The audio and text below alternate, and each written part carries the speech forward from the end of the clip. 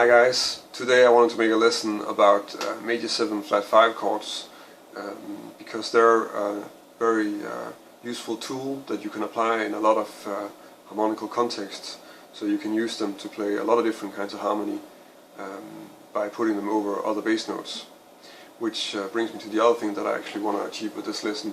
It's also just to start looking a little bit at how you superimpose things. So how you take one sort of set of notes like a chord or an arpeggio and then look at what they are in relation to some root. The first thing we should probably do is to look at what a C major 7 or a major 7 flat 5, but in this case a C major 7 flat 5 chord or arpeggio is. Well, a C major 7 is C, E, G, B, so the flat 5 would just be a G flat, or we'll call it an F sharp because that makes more sense in the context. So C, E, F sharp and B. The easiest way to play the arpeggio is actually this.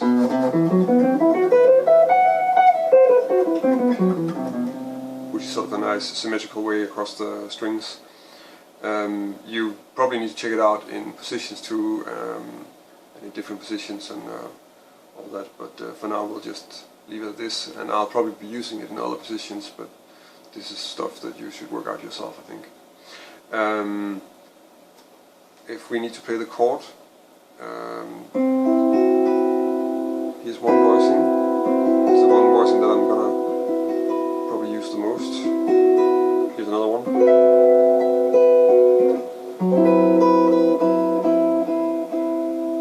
And of course those two on other strings. You'll notice that since I plan to use this over other roots, I'm not so interested in playing voicings like this, because here we already sort of have this note separated as a root, so I want to have them all together on a set of strings, because then they're going to work better if I play some other root under it, like an A in this case. So the first example, we're going to be using the major 7 flat 5 voicing as an F sharp half diminished voicing. So if you look at it like that, it's like a related to the F sharp. You get a flat 5, a 7, the root, and an 11. So if I play that in a context, it should be something like.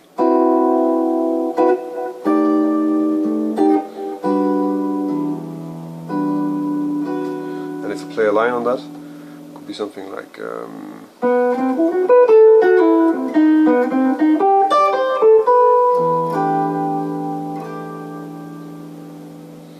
Okay, the next example, I'm going to use it as an A minor 6/9. So that's going to be like this. And you get like minor 3rd, 5th, 6th, natural 6, and a 9. And in a progression.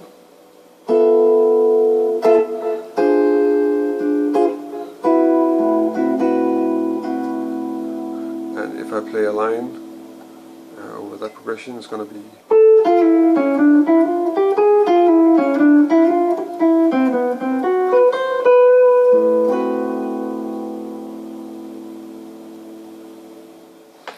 The next example I'm going to be playing, I'm going to be using it as a D7 with a 9 and a 13.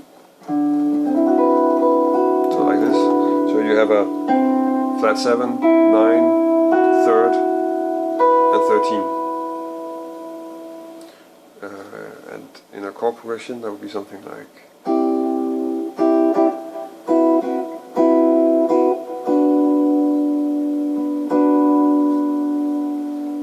Try to play a line.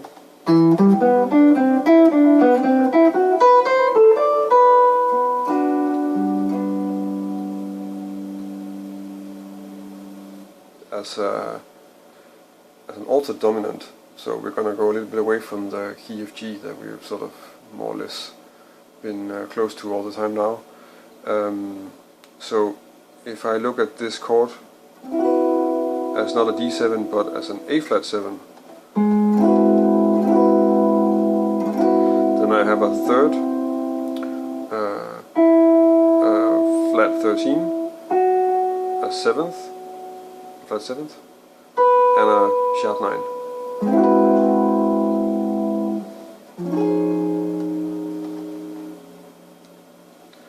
So in a chord progression, that's something like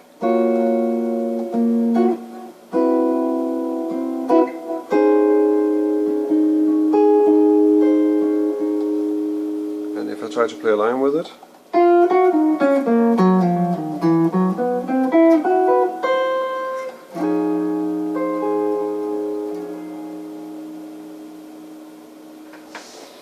so that's a few examples on how you can put this major 7 flat 5 chord to work in a few different contexts. Of course there are more. Another reason why I also want to do a lesson on this is, obviously this is something that you can use really a lot. I think somebody once told me that it was a concept that Herbie Hancock really came up with more or less in the 60s, but I'm not sure if that's true. But what we also have is that this chord is not really a diatonic chord, it's not a stack of thirds in any scale, so we wouldn't really come by it through that approach, which I've already made some lessons on. So that's why it's also important to maybe do another lesson on it. But in any case, thank you for watching. I hope you liked the lesson, that you can use the stuff I talked about. If you like the lesson, then please subscribe to my channel. And if you have any comments or any suggestions for other topics that I could do lessons on, then feel free to connect with me on Facebook or Twitter or Google+. And thank you for watching.